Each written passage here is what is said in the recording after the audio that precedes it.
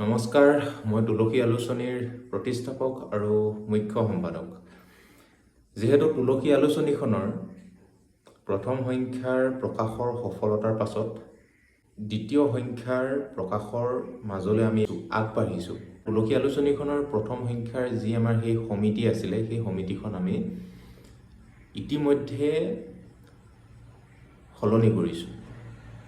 সেই গতিকে আমাৰ এই সমিতিখনত নতুন কিছুমান সদস্যৰ প্ৰয়োজন হৈছে। বুৰঞ্জীৰ লগত জড়িত থকা, বুৰঞ্জীৰ অভিজ্ঞতা থকা তেনে লোকৰ আমাৰ এই ছমহীয়া ছপা তুলসী আলোচনীখনৰ সমিতিখনত প্ৰয়োজন হৈছে। তেনে লোকৰ আমাৰ সমিতিখনত জড়িত হ'বলৈ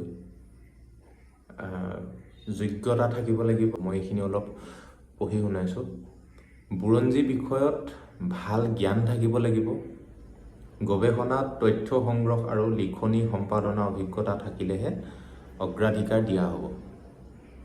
অসমৰ বুৰঞ্জী, সাহিত্য, সংস্কৃতি আৰু ঐতিহ্য সম্পৰ্কে আগ্ৰহ থাকিব লাগিব। দলবদ্ধভাৱে কাম কৰাৰ এটা মানসিকতা থাকিব লাগিব। আৰু কিছুমান দায়িত্ব আছে।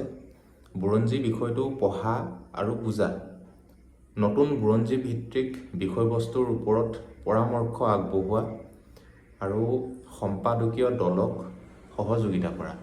তো এয়াই আছিলে যোগ্যতা আৰু দায়িত্ব। তো গতিকে আমাক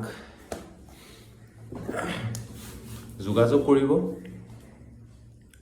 ধন্যবাদ।